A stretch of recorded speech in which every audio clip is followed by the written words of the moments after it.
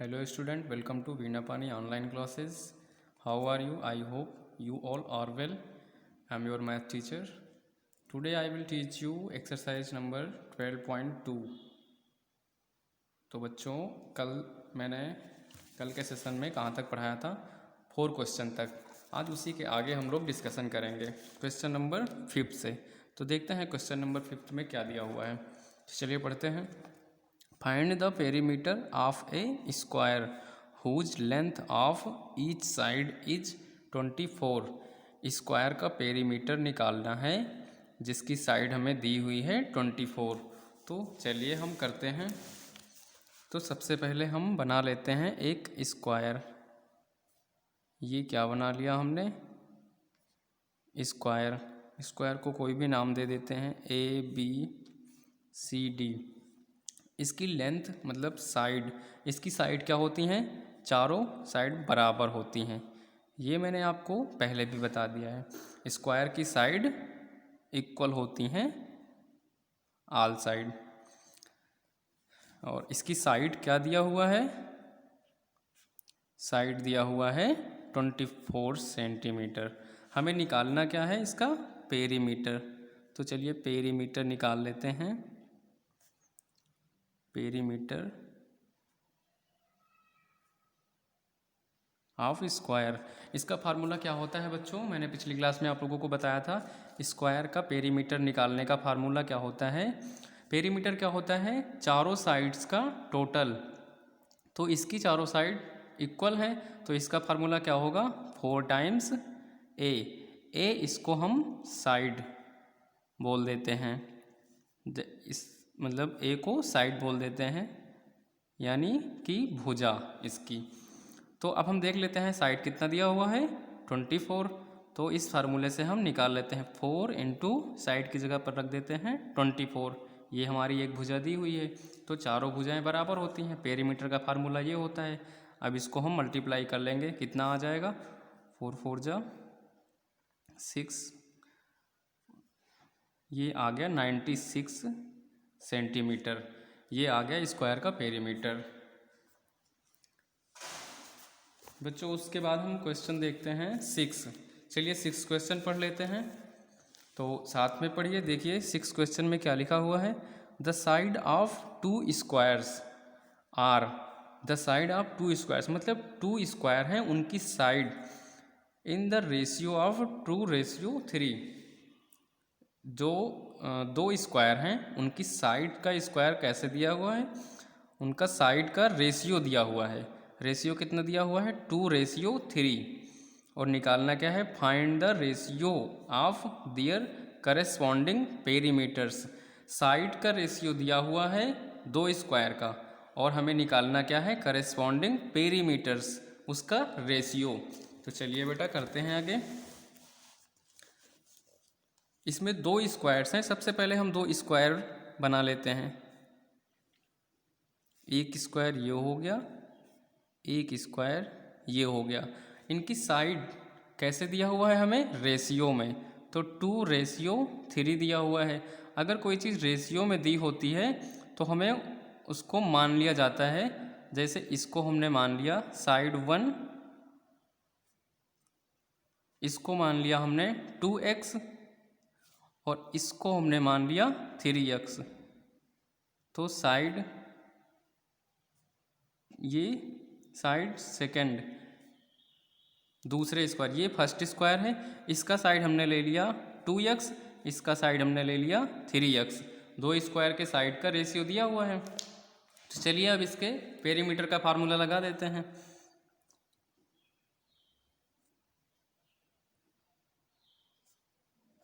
Perimeter of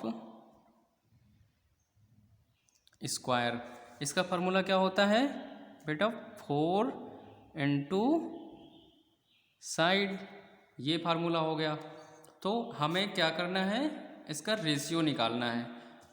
तो इस फार्मूले को हम दोनों स्क्वायर में लगाएंगे और उसको रेशियो में लिखेंगे। तो हम ऐसे लिखेंगे, पेरीमीटर ऑफ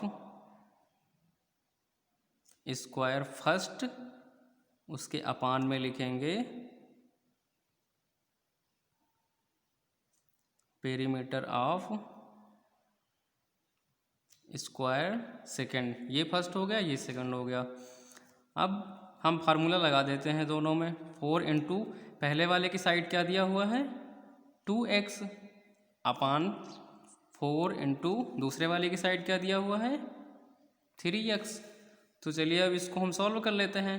4 से 4 कैंसिल हो जाएगा, x से x कैंसिल हो जाएगा, क्या आ जाएगा 2/3। तो यही आंसर हमारा हो जाएगा कि रेशियो पूछ रहा है तो रेशियो क्या हो जाएगा 2:3। पेरीमीटर का भी रेशियो यही होगा। ये आपका आंसर हो गया। चलिए बेटा उसके बाद हम अगला क्वेश्चन देखते हैं। अगला क्वेश्चन क्या है, क्वेश्चन नंबर 7 में 3 क्वेश्चन दिए हुए हैं A B C। हम ए वाला पहले देखते हैं। तो ए में क्या दिया हुआ है, एक ये क्वाड्रिलेटरल दिया हुआ है। इसका मतलब बेटा क्या होता है, ये दो जो एरो लगे हुए हैं इसका मतलब कि ये वाली साइड इसके इक्वल है। और 4 एंगल दिए हुए हैं, ये x हो गया, ये y हो गया, ये एंगल दिया हुआ है 75 और ये एंगल है। इसमें पूछ क्या रहा है, कह रहा find the value of x and y in each figure. ये जितने भी फिगर दिए हुए हैं इसमें x और y की वैल्यू निकालना है हमको। तो चलिए बच्चों सबसे पहले हम इसको बना लेते हैं अपनी कॉपी में।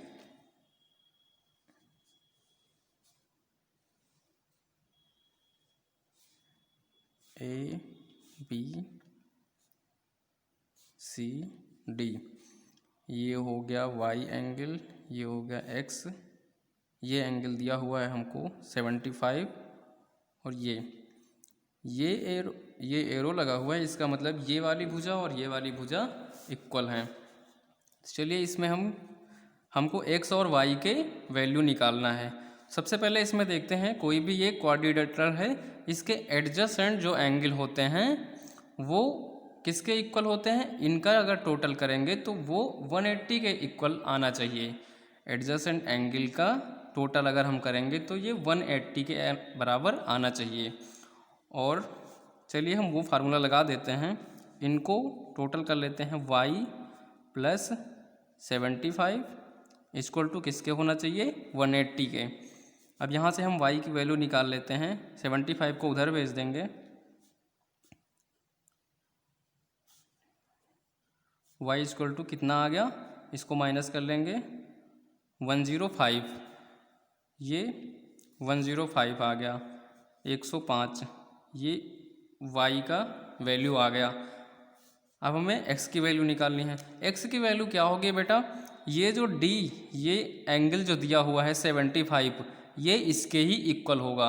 इसमें आमने सामने के जो एंगल हैं अपोजिट एंगल वो इक्वल होते हैं।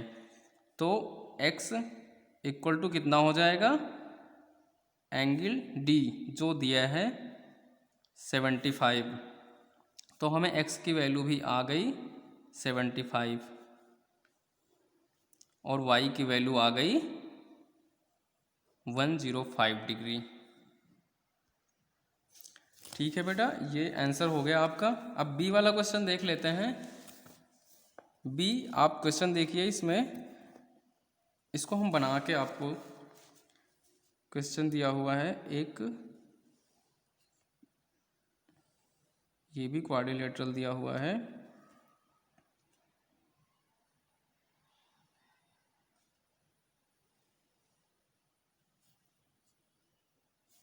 ABCD। इसमें ये एंगल दिया हुआ है x, ये एंगल आपका दिया हुआ है 30, ये पॉइंट है O, ये एंगल दिया हुआ है y।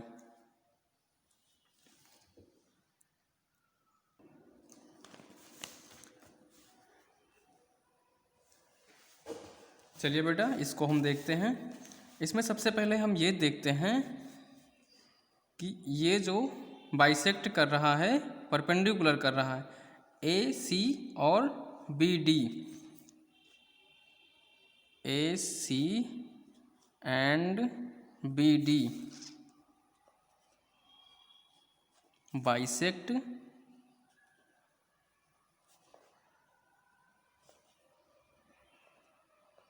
परपेंडिकुलर। और अगर दो रेखाएं ऐसे परपेंडिकुलर बाइसेक्ट करती हैं, मतलब काटती हैं, तो ये जो एंगल होता है, ये जो एक्स एंगल दिया हुआ है, ये 90 डिग्री होता है। तो ये हो गया आपका 90 डिग्री। और अगर ये 90 डिग्री है तो इसके सामने का जो कोण है ये भी इसी के इक्वल होता है, ये भी 90 डिग्री हो गया। तो ये कौन सा एंगल है? Angle DOC। ये भी कितना हो गया? 90 डिग्री। एक्स की वैल्यू हमें आ गई। अब हम इस वाले ट्रायंगल को देखते हैं। तो हमें ये वाला जो कोण दिया हुआ है, ये वाला एंगल 30 डिग्री, ये वाला एंगल इस एंगल के इक्वल टू होगा, एंगल C के। तो ये भी 30 हो जाएगा। ये एकांतर कोण है बेटा, तो ये भी जो 30 एंगल दिया हुआ है ये भी 30 हो जाएगा। अब ये जो ट्रायंगल दिया हुआ है इसमें हम लोग इन ट्रायंगल DOC, इसमें देखते हैं हम लोग ट्रायंगल DOC। ट्रायंगल की खास बात आपको पता होगा क्या होता है, उसके जो आंतरिक कोण होते हैं, मतलब इनर एंगल जो भी होते हैं उनका टोटल करेंगे तो 180 के बराबर आना चाहिए। तो चलिए वही फार्मूला हम लगा देते हैं। तो एंगल ODC मतलब ये वाला angle plus angle DCO plus angle COD equal to होगा 180 के। तो चलिए इसमें पुट कर देते हैं। ODC ये कितना है? ये y है, प्लस DCA ये कितना दिया हुआ है हमें? 30 डिग्री। COD ये कितना दिया हुआ है हमें? 90 डिग्री दिया हुआ है। इसको इक्वल कर देंगे 180 के। अब इसे हम सॉल्व कर लेंगे, इसमें ऐड कर देंगे, कितना हो जाएगा? 120 y प्लस 120 इक्वल टू 180। अब y इस 120 को हम उधर भेज देंगे, 180 माइनस 120, तो ये क्या आ जाएगा? 60 डिग्री। y का मान क्या आ गया? y equal to 60 degree. तो इस तरह से हमें x भी पता चल गया और y भी निकाल लिया हमने। चलिए बेटा ये आंसर आपका आ गया। इसके बाद अगला क्वेश्चन देखते हैं। अगला क्वेश्चन क्या है? C। इसको हम बना लेते हैं पहले।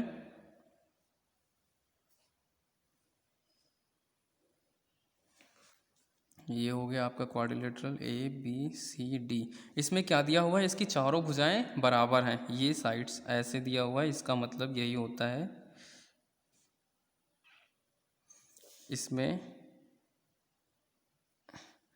ये एंगल दिया हुआ है x, ये एंगल दिया हुआ है y, और ये एंगल दिया हुआ है 36। चलिए बेटा सबसे पहले इसमें देखते हैं, ये जो एंगल इसका होगा A, ये एंगल इसका 90 डिग्री होगा, क्योंकि ये भुजाएं आपस में इक्वल टू हैं। तो ये वाला angle A equal to 90 degree होगा। चलिए ये वाला जो ट्रायंगल है इसमें हम लोग फार्मूला लगा देते हैं। तो इन ट्रायंगल ADC, इसमें ये जो तीन एंगल दिए हुए हैं, तीनों एंगल का जोड़ किसके बराबर होगा? 180 के। तो वही वाला फार्मूला हम लोग लगा देते हैं। Angle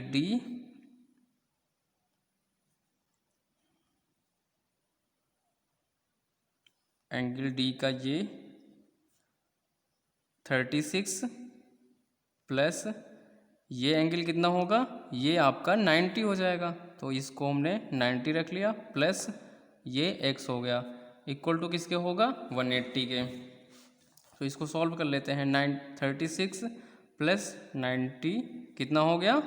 126 plus x equal to 180।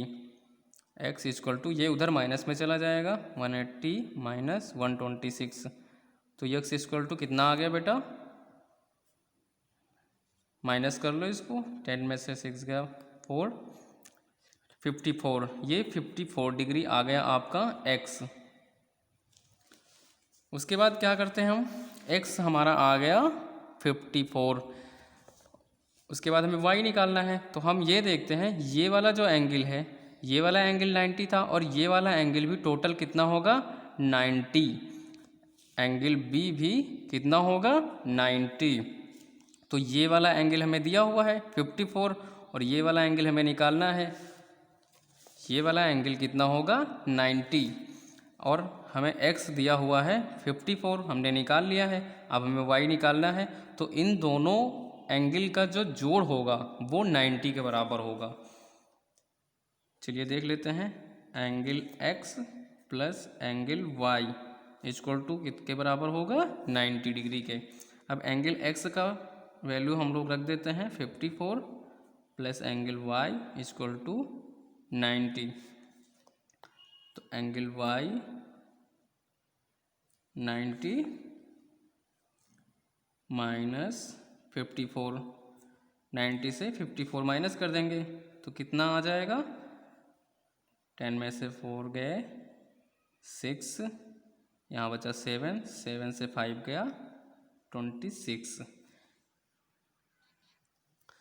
Sorry बेटा 8 से 5 जाएगा 3 आएगा, ये हो जाएगा 36। तो y आपका आ गया 36 एंगल। बस दोनों वैल्यू आपकी आ। चलिए बेटा इसके बाद हम अगला क्वेश्चन देखते हैं। अगला क्वेश्चन क्या है, 8 नंबर क्वेश्चन पढ़ते हैं। One angle of a parallelogram is 25 more than it's adjacent angles. इसका मतलब आप लोग समझिएगा क्या कह रहा है। One angle of a parallelogram, जो पैरेललोग्राम का एक एंगल है वो अपने एडजेसेंट एंगल मतलब अपने बगल वाले एंगल से 25 मोर देन है, मतलब 25 ज़्यादा है, ये बताया गया है। अब उसके बाद क्या करा, how much does each measure, हमें चारों एंगल मेज़र करना है। चलिए देखते हैं। सबसे पहले हम पैरेललोग्राम बना लेते हैं। चलिए बेटा सबसे पहले हम पैरेललोग्राम एक बना लेते हैं। पैरेललोग्राम की प्रॉपर्टी क्या होती है बेटा, इसमें अपोजिट साइड इक्वल होते हैं। ये वाली साइड इसके इक्वल होगी और ये वाली साइड इसके इक्वल होगी, मतलब अपोजिट साइड इसमें इक्वल होते हैं और अपोजिट एंगल भी इक्वल होते हैं, मतलब ये वाला एंगल इसके इक्वल होगा और ये वाला एंगल इसके इक्वल होगा। इस बात को ध्यान में रखना सबसे पहले। अब चलिए देखते हैं क्या दिया हुआ है इसमें दिया हुआ है one angle of a parallelogram. इसका नाम रख लेते हैं ABCD। एक एंगल दिया हुआ है क्या 25 more than it's adjacent angle, मतलब अपने बगल वाले एंगल से 25 मोर देन है।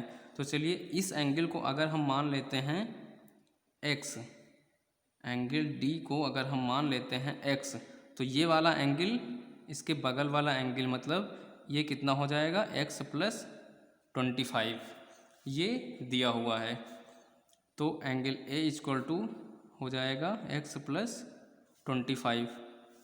अब हमें फार्मूला क्या पता है, एंगल अपने एडजेसेंट एंगल का जोड़ का कितने के बराबर होता है 180 के। तो चलिए फार्मूला लगा देते हैं, angle D plus angle A equal to 180। तो एंगल D हमने ये क्या माना है x प्लस x, ये हो जाएगा x प्लस 25, ये एंगल A हो गया। यहाँ से हम x की वैल्यू सबसे पहले निकालेंगे। तो x क्या हो गया 2x plus 25 equal to 180, 2x equal to 180 minus 25, उधर माइनस में चला जाएगा, ये माइनस होके कितना बचा, माइनस कर लीजिए 2x इक्वल टू 10 में से 5 गया 5, 7 5 1 155 इतना बचा।